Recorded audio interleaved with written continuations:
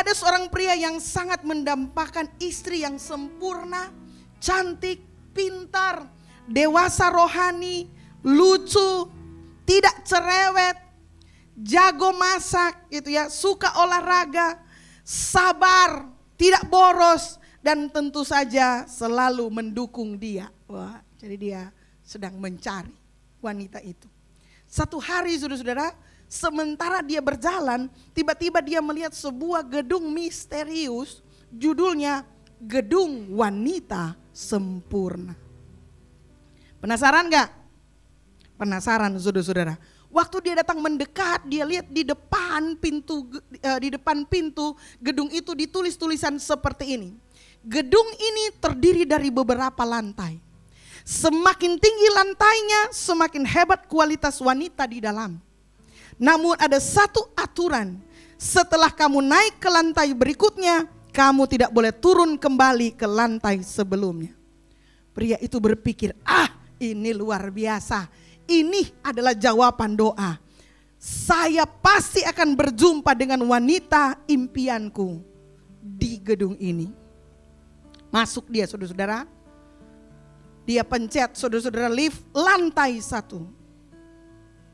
Pada waktu pintu lantai 1 terbuka saudara-saudara, tertulis di depan pintu situ, wanita di sini jago masak dan sangat cantik.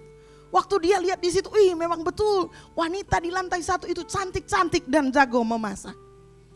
Lalu dia bilang, hebat sekali ini. Tapi muncul suara dalam hatinya begini, tunggu dulu, siapa tahu di lantai lebih tinggi lebih bagus. Kita coba dulu. Akhirnya dia tinggalkan wanita yang cantik dan jago memasak itu, dia naik, dia pencet tombol lantai 2. Waktu terbuka pintu lantai 2, muncul screen, tulisannya begini, wanita di sini jago memasak, cantik dan punya penghasilan sendiri. Langsung dia begini, dia lihat betul-betul cantik, betul-betul jago memasak, tambah plus punya penghasilan sendiri. Inilah wanita yang kuidam-idamkan. Waktu dia sudah memilih, tiba-tiba muncul lagi rasa penasaran dalam hatinya. Bilang begini, lantai 2 aja so bagus, berarti kemungkinan lantai 3 lebih bagus lagi. Lalu dia bilang, dia pencet lagi lantai 3, dia naik lagi lantai 3. Di sini kemudian dia menemukan tulisan lagi, bilang begini, wanita di lantai ini jago memasak, cantik, punya penghasilan, rajin olahraga, serta tidak pernah marah. Saudara-saudara, dia bilang, wah luar biasa ini bangunan ini. Kalau lantai 3 saja begini, pasti lantai 4 lebih luar biasa lagi. Naik lagi dia saudara lantai 4. Waktu dia naik lantai 4 saudara-saudara, dia lihat situ ada tulisan lagi. Banyak wanita-wanita ada kumpul di situ. Begini tulisannya, wanita di sini jago memasak, cantik, kaya, sabar, tidak cemburuan, suka mendengarkan kalau pria berbicara. Dia berpikir begini, ini dia yang kita cari selama ini. Tapi dasar lelaki saudara-saudara, dia pikir-pikir, aduh kemungkinan ini di lantai atas, apalagi yang lebih dari lantai 4 ini saudara-saudara. Begitu dia pencet lantai 5, dia sudah penasaran, dia sudah siap memilih. Dia bilang hampir semua kriteria itu sudah memenuhi syarat. Waktu dia pencet lift saudara-saudara, pintu terbuka, kemudian di lantai 5 ada tulisan begini, tidak ada wanita di lantai ini. Lantai ini hanya ada untuk membuktikan bahwa pria tidak pernah puas. Iya. Saudara-saudara, stop naik-naik lantai. Mulailah menghormati apa yang Tuhan sudah berikan kepadamu. Iya. Amin. Tenang saudara, ada balasan, ada balasan. Wanita cari pria yang sempurna. Rupanya di seberang gedung wanita yang sempurna ada gedung pria yang sempurna. Penasaran toh? Asik itu ya. Sama peraturannya, petunjuk di pintu sama tulisannya. Gedung ini terdiri dari beberapa lantai. Semakin tinggi lantainya, semakin luar biasa pria yang ada di dalamnya. Tapi ingat, kamu tidak bisa turun kembali ke lantai sebelumnya. Masuklah wanita yang cantik. Ada tulisan di pintu, lantai 1. Pria di sini rajin bekerja dan tidak bau badan. Wes, langsung bikin, lumayan. Daripada yang nganggur-nganggur, minimal di sini bekerja dan harum. Asik gitu ya. Lantai 2 dia bilang, ini wanita bilang begini, ada tulisan tadi, makin tinggi lantainya makin berkualitas. Dia penasaran, dia naik lagi lantai 2. Dia lihat di situ, banyak pria-pria dan ada tulisan, pria di sini rajin bekerja, wangi dan bisa memasak apapun tanpa angus. Wih, mantap sekali ya.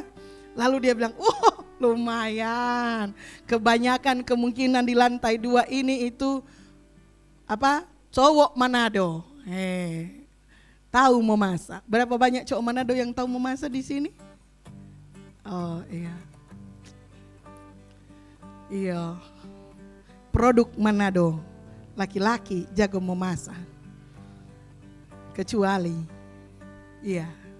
Oke, saudara-saudara. Naik dia lantai 3. Pencet di lantai 3, dia di sini. Pria di sini rajin kerja, ganteng, bisa memasak dan suka anak kecil. Lebih penasaran, dia bilang ini lebih mendekati tipe. Tapi apakah dia bisa kira-kira nyambung kalau ngomong dengan kita? Dia penasaran, dia naik lagi 1 lantai 4. Tulisannya masih sama, saudara-saudara. Pria di sini sudah mapan, ganteng, bisa memasak, penyayang, jago berkomunikasi dan lebih suka pegang tangan pasangannya daripada pegang HP. Dia bilang ini yang gua mau. Tapi saudara-saudara, dia bilang tapi jangan-jangan dia nyanda cinta Tuhan. Cek, siapa tahu di lantai lebih tinggi itu dia cinta Tuhan. Dia pencet saudara-saudara lantai 5. Tulisan lagi muncul. Pria di sini cinta Tuhan, jujur, setia, bijaksana, suka berdoa dan bisa menggendong bayi sambil menyetrika. Dia bilang ini dia keren sekali. Tapi dia pikir-pikir, semua tipe sebenarnya sudah di lantai ini.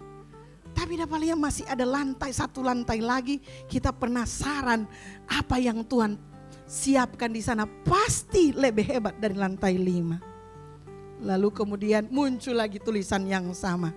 Tidak ada pria di lantai ini. Lantai ini hanya untuk wanita yang tidak pernah puas dan selalu ingin naik level. Semua pria sempurna saat ini sedang sibuk memantau Bitcoin sambil main Mobile Legends bersama istri mereka. Satu sama, jangan marah ya. Saudara-saudara, tepuk tangan saudara-saudara. Terima kasih buat tertawanya. Untuk cerita lucu aja saudara-saudara butuh waktu, tapi it's okay saudara-saudara. Nah, hari ini saya akan bicara tentang perempuan. Sama-sama bilang perempuan. Sebagai the last creation. Apakah saudara sadar bahwa perempuan itu adalah ciptaan yang terakhir? Jadi Allah bekerja menciptakan segala sesuatu, menciptakan bumi dan segala isinya, menciptakan benda-benda di angkasa, menciptakan ikan-ikan di laut, memisahkan darat dan lautan, menciptakan ternak-ternak, menciptakan burung-burung di udara. Dia menciptakan semua, dia menciptakan kemudian Adam, dia ciptakan. Dan terakhir yang dia ciptakan adalah Hawa. Sesudah dia selesai menciptakan Hawa, Alkitab mencatat sesudah itu dia beristirahat. Betul ya saudara-saudara? Betul ya? Jadi apakah saudara yang wanita ini sadar bahwa you are the last creation? Sesudah kita tidak ada lagi penciptaan. Penciptaan berakhir ketika Allah menyelesaikan menciptakan wanita. Ketika engkau mendengar kata wanita, Apa yang muncul di pikiran? Apa yang muncul di hati saudara? Apakah yang muncul adalah penggoda? Ini nih yang menyebabkan kita bermasalah gara-gara dia gampang dipengaruhi sama iblis. Apa yang muncul dalam pikiran kita? Wanita, makhluk yang lemah. Atau wanita, sumber kejatuhan. Apa yang muncul dalam pikiran kita? Nah, apa yang mau saya sharing hari ini mungkin agak sedikit meluruskan. Sama-sama bilang meluruskan. Beberapa pandangan yang kurang tepat terkait dengan masalah wanita. Kita sebagai orang Kristen tidak boleh terjebak kepada keyakinan atau pandangan dunia ini terhadap wanita. Di abad 21 ini saudara-saudara, bahkan sudah lebih mungkin gitu ya, kita menyadari bahwa salah satu yang paling sering dieksploitasi itu adalah wanita selain anak-anak. Wanita diperdagangkan, wanita diperbudak gitu ya, dijual beli seperti barang. Itu menjadi sebuah bisnis yang sulit untuk dihilangkan. Belum lagi korban-korban akibat kekerasan dalam rumah tangga dan persoalan-persoalan lainnya di mana yang selalu jadi korban adalah wanita. Mengapa hal itu sedemikian besarnya? Makin tahun, makin mendekati akhir zaman gitu ya, makin wanita ini dipandang sebagai manusia kelas 2. Sekarang pertanyaannya, apakah memang benar wanita itu adalah manusia kelas 2 karena gara-gara dia Adam jatuh dalam dosa?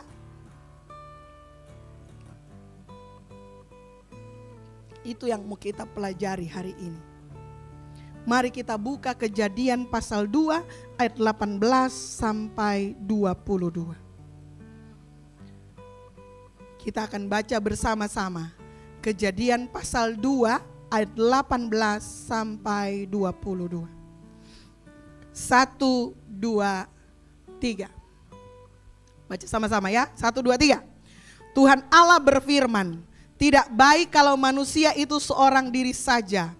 Aku akan menjadikan penolong baginya yang sepadan dengan dia.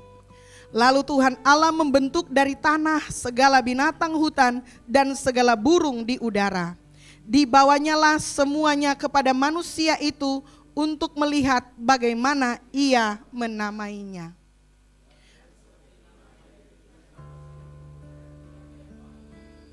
Demikianlah nanti nama makhluk itu. Manusia itu memberi nama kepada segala ternak, kepada burung-burung di udara, dan kepada segala binatang di hutan. Tetapi baginya sendiri ia tidak menjumpai penolong yang sepadan dengan dia. Lalu Tuhan Allah membuat manusia itu tidur nyenyak. Ketika ia tidur, Tuhan Allah mengambil salah satu rusuk daripadanya, lalu menutup tempat itu dengan daging. Dan dari rusuk yang diambil Tuhan Allah dari manusia itu, di apa saudara-saudara? Dibangunnyalah seorang perempuan, lalu dibawanya kepada manusia itu. Apa yang kita baca saudara-saudara di ayat ini sebenarnya adalah pengungkapan terbesar tentang posisi wanita yang sesungguhnya. Gitu ya. Apa yang nampak dari ayat ini? Kalau kita mundur sedikit saudara-saudara, di Kejadian pasal 1 ayat 27, kita akan mengetahui apa sebenarnya atau di mana posisi wanita itu yang sesungguhnya. Kejadian 1 ayat 27 bilang begini, maka Allah menciptakan manusia itu menurut gambarnya. Menurut gambar Allah diciptakannya dia, laki-laki dan perempuan diciptakannya mereka. Kalau saudara baca Kejadian 1 ayat 27 dan kemudian saudara baca Kejadian 2 ayat 18 sampai 22, saudara akan seperti mendapat kesan seperti ini. Oh, berarti perempuan 2 kali diciptakan. Perempuan sudah diciptakan di Kejadian pasal 1 ayat yang kita baca dan kemudian ada diciptakan lagi di Kejadian pasal 2. Sebenarnya enggak begitu saudara-saudara ya. Perempuan hanya diciptakan satu kali. Kejadian pasal 1 itu hanya untuk menunjukkan bahwa kebenarannya adalah wanita adalah ide Allah sejak awal. Ulangi, wanita itu adalah idenya Tuhan sejak awal. Ini harus kita pahami untuk meluruskan pandangan yang menyatakan bahwa seolah-olah saudara-saudara wanita itu diciptakan kemudian tanpa rencana Allah. Seolah-olah kalau saudara hanya membaca Kejadian pasal 2, saudara akan menemukan kenyataan seolah-olah waktu Tuhan melihat Adam sendirian gitu ya. Lalu kemudian Tuhan bilang, kasihannya dia gak ada penolong. Baru kemudian ide itu datang. Dan kemudian Tuhan menciptakan Hawa. Tuhan bukan Tuhan yang suka improvisasi saudara-saudara. Dia adalah Tuhan yang merencanakan. Sama-sama bilang merencanakan. Jadi memang sejak awal berdasarkan Kejadian pasal 1, Tuhan sudah punya image. Dia akan menciptakan laki-laki dan perempuan serupa dan segambar dengan dia. So, yang ada di benak Allah itu bukan cuma laki-laki. Di dalam pikiran Allah itu ada perempuan dan ada laki-laki. Ada laki-laki dan ada perempuan. Sebagai manusia yang akan dia ciptakan seturut dengan gambarnya Tuhan. Oke. Ini mematahkan pemahaman banyak orang yang berpikir bahwa sebenarnya kok Tuhan tidak rencana mau ciptakan perempuan. Tapi Tuhan mendapatkan ide mendadak dan kemudian Tuhan bilang kayaknya tidak baik kalau manusia ini seorang diri saja. Baru kemudian aku akan menciptakan wanita sebagai tambahan. Mengapa pandangan ini perlu diluruskan? Karena ini juga banyak mempengaruhi wanita. Wanita merasa dirinya hanya sebagai tambahan. Dan bahwa mereka bukan idenya Allah. Ketika kita berpikir bahwa wanita diciptakan sebagai bentuk improvisasi seperti tidak ada dalam rencana Allah, tiba-tiba ditambahkan dalam rencana Allah, kita akan menyadari begini, kita mungkin akan bilang seperti ini sama Tuhan, Tuhan, sebetul Tuhan cuma ciptakan Adam, kalau Tuhan cuma ciptakan Adam, mungkin kita tidak jatuh ke dalam dosa, karena Tuhan menciptakan Hawa, kemudian, jadi kita semua punya persoalan dengan dosa. Lalu kita mulai menuding wanita sebagai penyebab kejatuhan. Dr. Munro bilang begini, dan menurut saya saudara-saudara tidak ada pakar dan ahli yang pernah mengupas tentang wanita itu dengan sempurna seperti yang diajarkan Dr. Munro. Sayang dia sudah meninggal saudara-saudara. God never improvised. The woman was not a backup plan. Jadi justru yang kita lihat di sini adalah the woman is God's idea. Menciptakan perempuan itu adalah ide besarnya Tuhan. Itu adalah ide kreatifnya Tuhan. Dan Tuhan memutuskan untuk menciptakan wanita terakhir. Wanita diciptakan sesudah Adam bukan karena kesalahan. Bukan karena Tuhan tidak merencanakan. Tetapi justru Tuhan menciptakan wanita menurut Dr. Munro sebagai klimaks dari seluruh ciptaannya. Itu sebabnya wanita harus dihormati. Susah memang saya mau dengarkan amin di sini. Apalagi dari pria-pria. Iya lihat saya begini dia.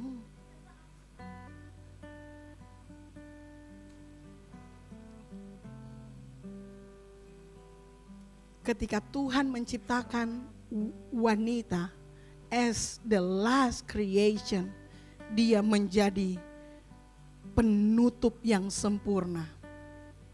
Sama seperti satu kali kita makan di KFC.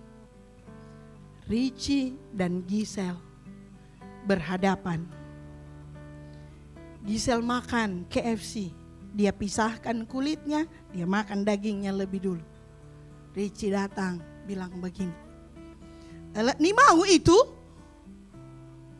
Elek bilang begini, "Justru elek paling suka makannya makan paling terakhir. Save the best for last." Pernah begitu saudara-saudara? Makan mie bakso, baksonya paling belakangan? Tanya kepada mahasiswa sekolah Alkitab.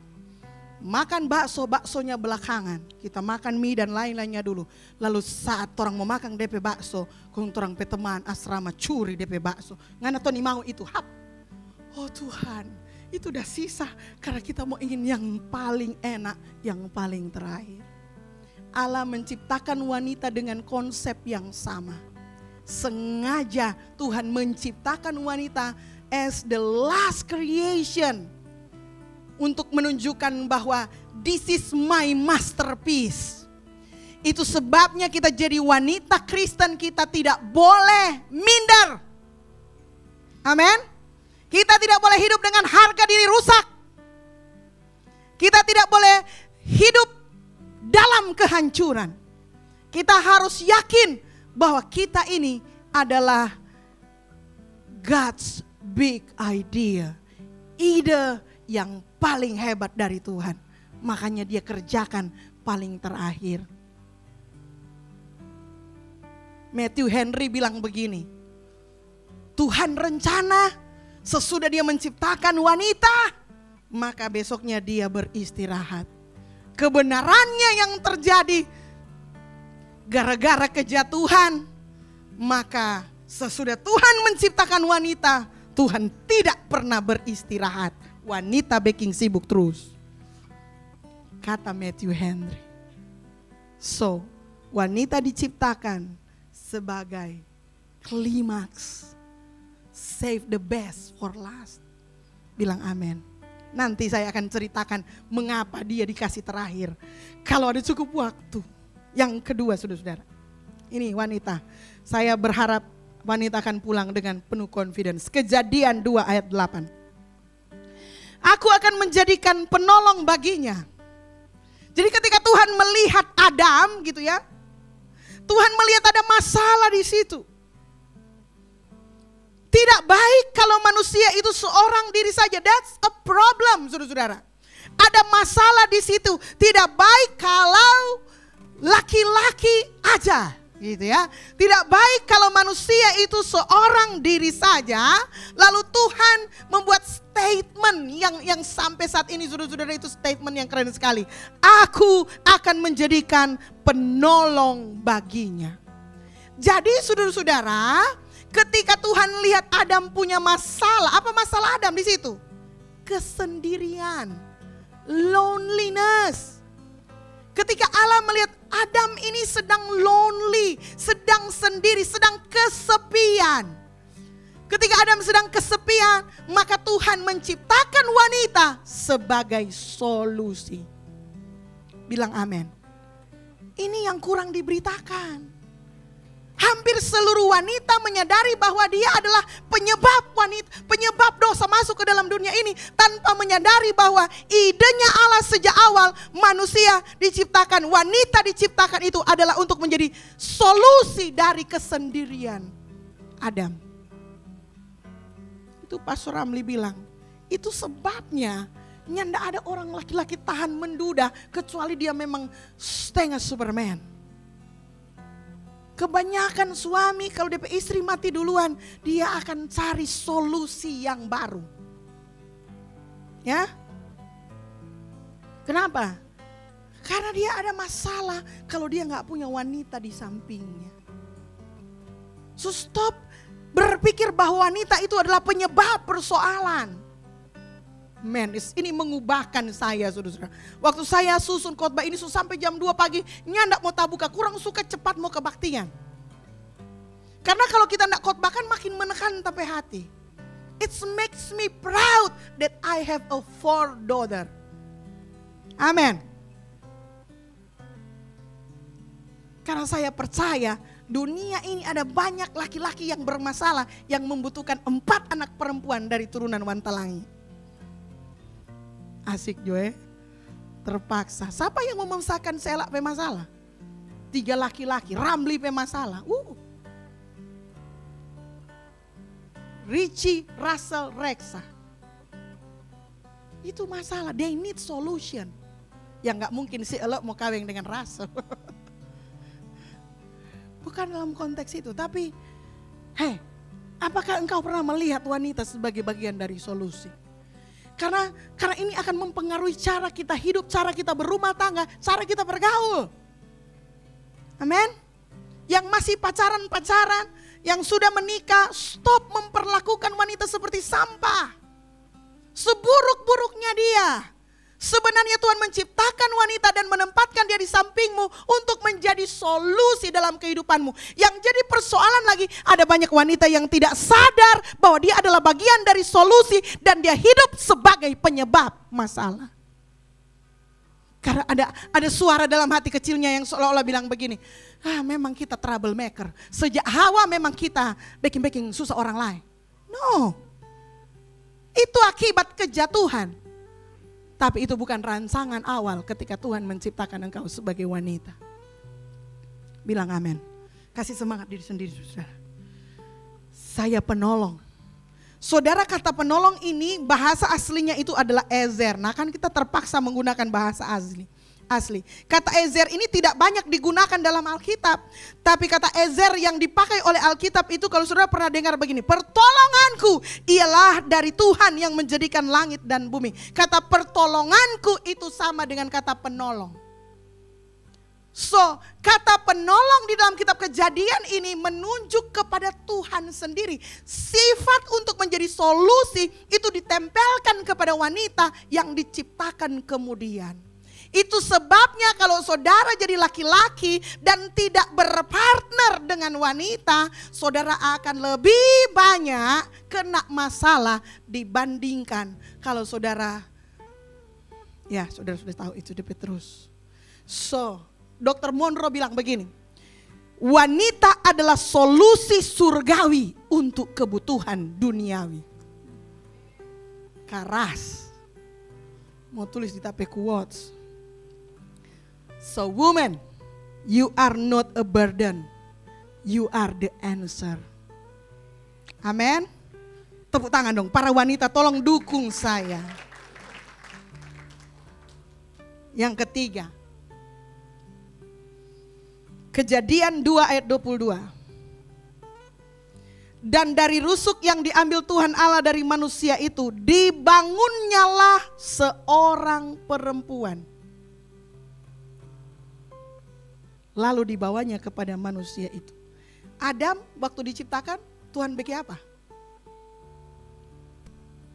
Ambil tanah, betul ya, bentuk, berikan nafas. Mar DP materi, tanah. Betul enggak? Dirt. Wanita enggak. Wanita itu Alkitab bilang, ini Alkitab bilang, dibangun oleh Tuhan. Enggak diciptakan. Wanita dibangun oleh Tuhan. Cari terjemahan apa di Alkitab. Sama seperti Tuhan bilang begini, I will build my church. Ternyata wanita itu dibangun oleh Tuhan. Hai suami, yang mendampingi hidupmu itu adalah bangunannya Tuhan. Amin. Betul ya? Ada ayatnya enggak, Tih? Dibangunnyalah Tuhan. Bedanya jelas. Man was made. Woman was built. Katakan amin. Jadi laki-laki diciptakan, perempuan dibangun. Hei, bapak-bapak, nyong-nyong laki-laki, jadilah partner Kristus untuk membangun kehidupan perempuan. Wanita dibangun dari apa? Dibangun dari kehidupan, bukan dari debu. Cek bye-bye. Torang dibangun dari kehidupan. Torang pe bahan baku beda dengan tompe pai tua. Makanya memang lain kali torang pe cara berpikir beda. Karena peruntukannya beda. Oke? DP bahan dasar beda, saudara-saudara.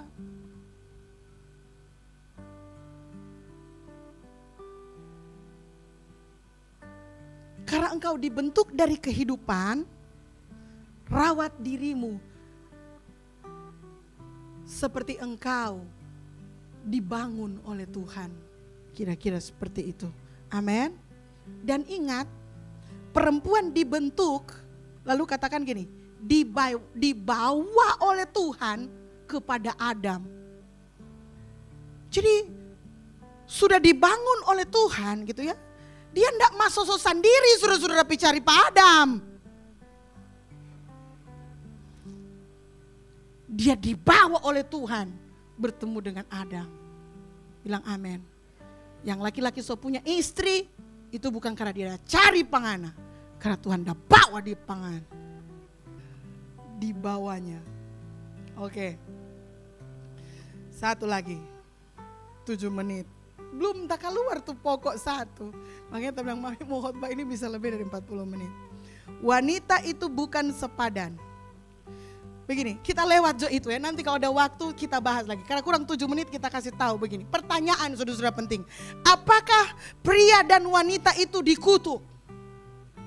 Ini lagi persoalan saudara-saudara. Banyak di antara kita berpikir bahwa torang kuat ini mengapa torang mesti kerja dan melahirkan karena torang terkutuk. Ini perlu diluruskan. Torang kembali dulu ke Kejadian pasal 3 ayat 16 sampai 19. Oke? Kejadian pasal 3 ayat 16 sampai 19 bilang begini. Firman-Nya kepada perempuan itu, ulangnya pelang-pelang, ini orang mesti baca Alkitab pelang-pelang. Firman-Nya kepada perempuan itu, tunggu tanya, berapa banyak di antara saudara yang percaya bahwa laki-laki harus bekerja itu karena kutuk dan perempuan itu sakit melahirkan itu juga karena kutuk? Siapa yang percaya sebelumnya? Ya enggak apa-apa, saudara angkat tangan. Iya, memang itu tuh yang diyakinkan 4 orang. Sekarang orang mau kuliti bahwa ternyata itu diucapkan oleh pengkhotbah yang terburu-buru berkhotbah. Dia kurang lama menggali Alkitab. Jadi orang mau menggali sekarang saudara-saudara, go deep gitu ya. Firman-Nya kepada perempuan itu. Susah payahmu waktu mengandung akan kubuat sangat banyak. Dengan kesakitan engkau akan melahirkan anakmu. Jadi ketika Tuhan menemukan bahwa manusia sudah berbuat dosa, ini yang Tuhan bilang gitu ya. Firman-Nya kepada perempuan itu. Sekarang saya mau tanya, apakah itu kutuknya kepada perempuan itu atau firman-Nya kepada perempuan itu? Firman-Nya. Firman-Nya kepada perempuan itu, susah payahmu waktu mengandung akan kubuat sangat banyak. Dengan kesakitan engkau akan melahirkan anakmu, namun engkau akan birahi kepada suamimu dan ia akan berkuasa atasmu. Di mana kata kutuk di situ? Itu firman Tuhan, bukan kutuk. Makan itu kutuk, pastor. Ya enggak, tunggu, kalau kutuk akan dipakai kata kutuk. Lalu firman-Nya kepada manusia itu artinya kepada Adam.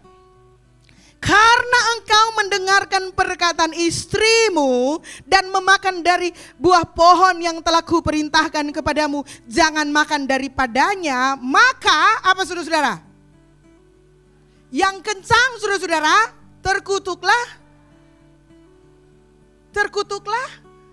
tanah. Yang terkutuk bukan Adam, yang terkutuk bukan laki-laki. Memang dorang dah bikin pelanggaran, tetapi yang dikutuk Tuhan adalah tanah. Ini ada keluar kata terkutuk. Terkutuklah tanah. Jadi yang dikutuk itu TANAH, bukan ADAM.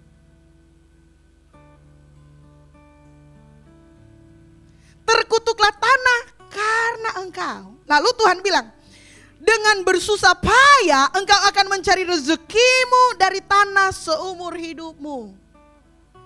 Apakah itu kutuk atau lebih terdengar sebagai cara untuk mematahkan kutuk? Tuhan lagi cara, yang dikutuk tanah. Bagaimana supaya supaya ada solusinya? Kamu harus bekerja, bersusah payah dari tanah supaya kamu bisa mematahkan kuasa kutuk itu kira-kira. Lalu kemudian Tuhan bilang apa lagi? Manusia itu memberi nama Hawa kepada istrinya sebab dialah yang menjadi ibu semua yang hidup. Yang dikutuk itu cuma dua, saudara-saudara. Begini, supaya ada mesti buka DP Alkitab. Di ayat sebelumnya pasal 3, Kejadian pasal 3, di ayat yang ada ular itu. Ular ayat berapa? Tunggu ya. 11. Nah iya. Bentar. 14. Lalu berfirmanlah Tuhan Allah kepada ular itu, karena engkau berbuat demikian, baru muncul kata, terkutuklah engkau di antara segala ternak. Jadi yang kena kutuk akibat Kejadian pasal 3 itu, akibat Hawa terpengaruh oleh ular, itu yang pertama si ular, langsung Tuhan bilang, terkutuklah engkau di antara segala ternak. Lalu kepada Adam, terkutuklah tanah karena engkau. Tapi kepada pribadi Adam dan Hawa, nanda ada kata kutuk. Saudara bisa bayangkan saudara-saudara, kebenaran ini kalau nggak diberitakan, berapa banyak orang Kristen yang merasa hidup terkutuk karena berpikir akibat dosa. Lalu pastor, yang sakit melahirkan dan harus bersusah payah, itu bukan kutuk, bukan. Itu adalah konsekuensi dari dosa. Konsekuensi dari dosa itu bukan kutuk.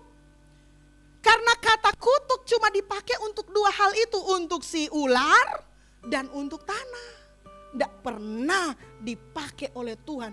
Tuhan gak mungkin mengutuk kita sebagai ciptaannya. Itu akan against himself. Tapi justru karena itu dia harus memberi konsekuensi. Dan ingat, Hawa punya kemampuan melahirkan sudah ada sebelum jatuh ke dalam dosa. Dan konsekuensinya Tuhan bilang apa? Sakit. Tapi sebenarnya bukan cuma itu konsekuensinya. Kurang 1 menit, minta lagi 5 menit supaya kelar ini khotbah. Apa konsekuensinya di situ? Ini yang perlu torang jaga supaya torang nyandak salah gitu ya. Ini konsekuensi dari dosa, selain sakit melahirkan itu gak tanggung sendiri-sendiri. Mar dengan erak sekarang sunyerak terlalu sakit, percayalah, yang penting saudara dari mau bayar. Gitu. Ini konsekuensi dosa, bukan kutuk ya. Engkau akan birahi kepada suamimu dan ia akan berkuasa atasmu. Ayat ini tidak pernah menyebutkan bahwa wanita dan pria itu terkutuk. Kata kutuk itu katanya digunakan kata arur. Hanya muncul untuk ular dan tanah. Sifat wanita akan birahi kepada suami dan suami akan berkuasa atasmu, itu adalah akibat dosa dan bukan kutukan yang permanen.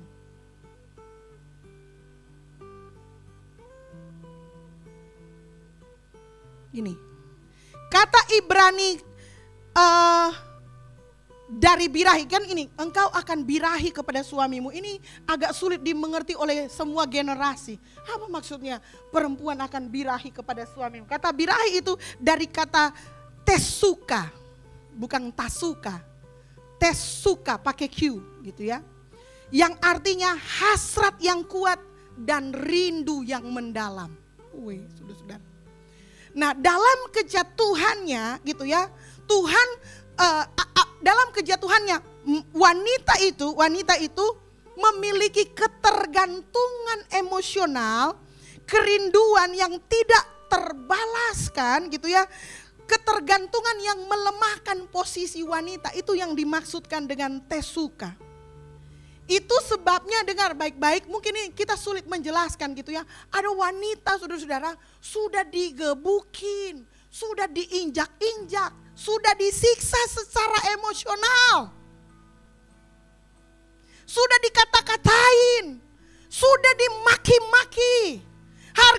sudah diinjak-injak, dia tetap bertahan. Karena dia punya kebergan. Dia punya yang namanya tesukah itu, saudara-saudara.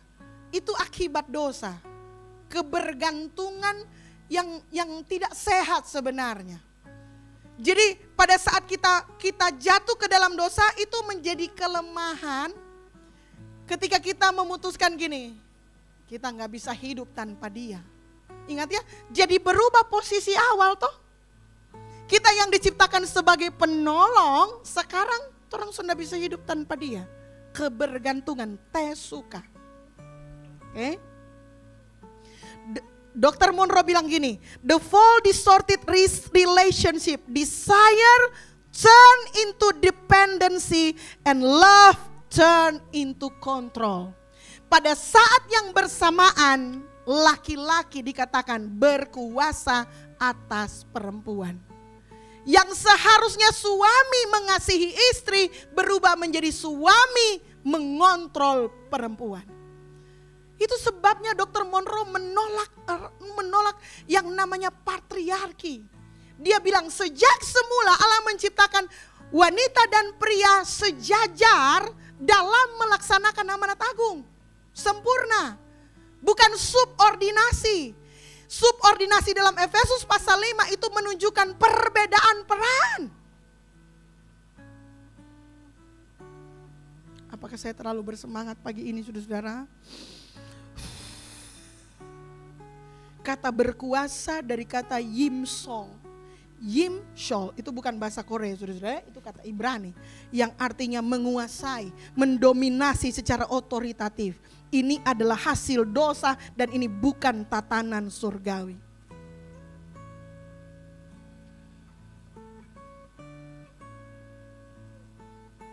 Jadi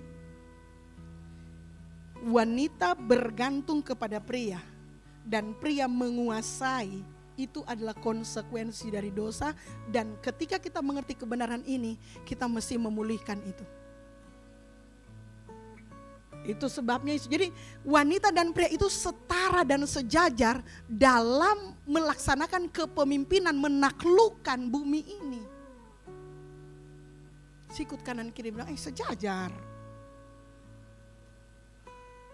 Tidak ada laki-laki atau perempuan, semua satu dalam Kristus. The cross erase the separation and restore the woman's value and voice.